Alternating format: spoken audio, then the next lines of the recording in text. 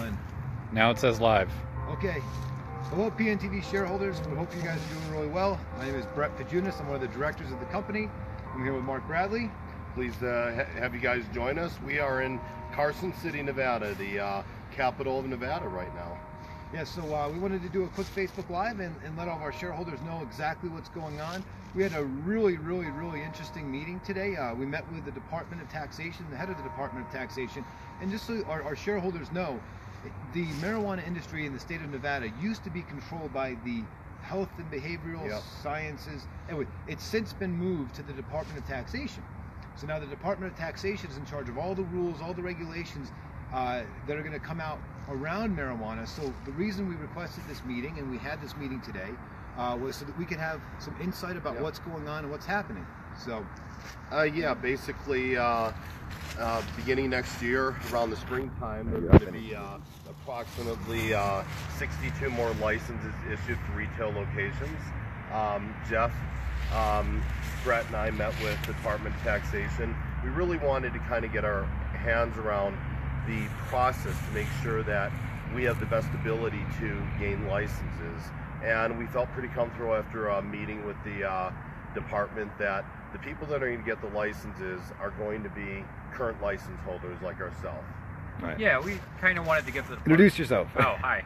Geoffrey Lawrence, the CFO. It was kind of really fun to come up here and introduce Mark and Brett around my old haunts here in Carson City. I used to work in the building right behind us, which is the state capitol. We had a really good meeting with the Director of Taxation. What we wanted to get out of that was to give them feedback about what we see going on in the industry so that they know how to better regulate as well. And they gave us a good amount of time. We were there more than an hour, gave them a written detail of what we see and some recommendations, specific language that they might consider implementing in the regulatory framework. And they were pretty receptive, so we'll see where it goes from here, but I feel good about this meeting.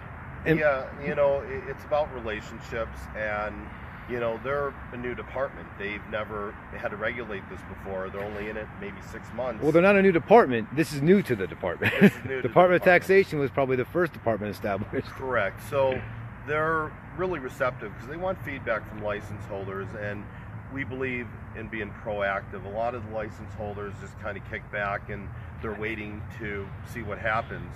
We wanted to be actively involved in the initiatives moving forward. We felt good about it. So one thing I'd like you guys to discuss real quick, if you don't mind, is talking about what the next step is with the permanent language moving forward for specifically dispensaries, because that's the next license that we're going for. We currently have cultivation, which allows us to grow marijuana, and we have production, which allows us to take marijuana and turn it into extracts, oils, edibles, so on and so forth. To round out our portfolio here in the state of Nevada, we're going to be going for some dispensaries. So let's talk a little bit about that so everyone can kind of know what to expect. All right, so following the passage of the initiative by the voters, the Taxation Department adopted what are called emergency regulations, temporary regulations that allowed for licensing for the next 12 months going into the beginning of next year. But right now they're circulating permanent regulations that will supplant those temporary regs. And that lays out the process going forward for applying for all new licenses, which is, since we're going to be applying for several more, that's why we wanted to get our input into the process so that before this goes to the legislature where they have to approve the regulations, we've had our input and make sure those regs are drafted in a way that makes us, puts us in a competitive position. Yeah, there's approximately 62 licenses. They're going to have 120 or 124. 124. There's 58 right now.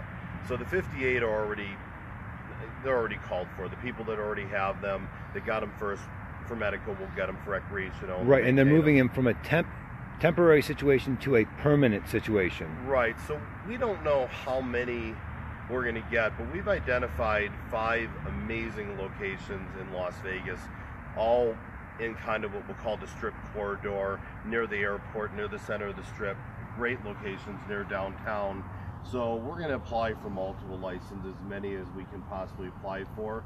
Chances are we won't get 5, but we'd be ecstatic if we got 2 or 3 of them. We would love the retail aspect of this will round out everything we got going right now in Nevada. Yeah, I think it's great that not only were they willing to listen to us, but a key part of our concern is that cultivators and producers that don't have a sales channel already can essentially be frozen out of the market, because if you're vertically integrated, you have all three of those already, then you pretty much just want to buy product from your own cultivation and production labs. So going to an independent license holder like us isn't something that most dispensaries want to do to purchase wholesale product. So if we can get that vertical integration as well and control our own sales channels, we're going to be hopeful and say when we get our vertical integration, when we get to the dispensaries. I mean, we've got a great team. We're going to understand. I feel after this meeting, we know a lot more about what we need to do. We're going to be extremely proactive.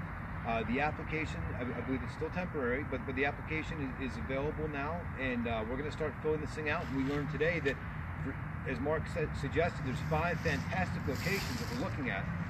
Each location we're going to have to do its own application, and so what we're going to work on is we're going to figure out what is going to be the same on each application. We're just going to start addressing it now instead of waiting for potentially March, like they were saying. Instead of waiting till March to putting the application together, why not? We're going to do it right now. We don't want to do like what happened last time, where everyone's running around so crazy. We're trying to figure out what's going on. There's a lot more guidance. And the other thing, I want to make sure that our shareholders know this: the only groups, the only people, the only entities that are allowed to apply for additional licenses are current MME license holders. So the only pool of applicants are us and about 58, 60 other people. So yeah, so if anyone else is actually coming in to get licenses right now, they can't get them. Yeah, and I think one of the biggest values we got out of this meeting was that they gave us a somewhat specific timeline about when they're going to open up the application process for new licenses. So we're looking at spring next year sometime, whereas we thought that was going to be potentially sooner. This gives us a lot of time to prepare our 5 applications for the sites that we have picked out. I'm just shocked over the leaves. We don't have this in Las Vegas, so this is like fall. It's awesome. So quick little view. It's just gorgeous here. Yeah, for those of you that have not been up to the Capitol, it is absolutely gorgeous. Grounds here are beautiful. They're historic. They're this building's about 150 years old? It was built in the 1870s. Yeah. So originally this building housed the legislature, the Supreme Court, and the executive branch. Since then, the state government has grown, and now legislature has their own building, the court has their own building, and this is just the executive branch now. See, if it was up to me, this would be, we take half this building and put the entire government in there for the state, and then we'd be in good shape. And we probably still have to, but I'll keep my political thoughts to myself. PNTV shareholders, thank you for your support. We really appreciate it. Now tomorrow, I'm doing a really special go-to meeting. I'm going to post it on Facebook in about an hour. If you're on our mailing list, you should have already received it. We want to make sure that everyone who signs up for our investor alerts has first crack at getting into these special meetings that we do. Tomorrow is going to be a go-to meeting at 6 p.m. Eastern, 3 p.m. Pacific, and I'm going to talk about valuations of marijuana companies, because I want all of our shareholders to really understand what the value of Players Network is, being a diversified holding corporation and having holdings in different verticals of the marijuana industry, and what that means. So please make sure that you RSVP. You will see a link coming up here soon on Facebook. We have another meeting about a half an hour. I'm going to try and do it right before then.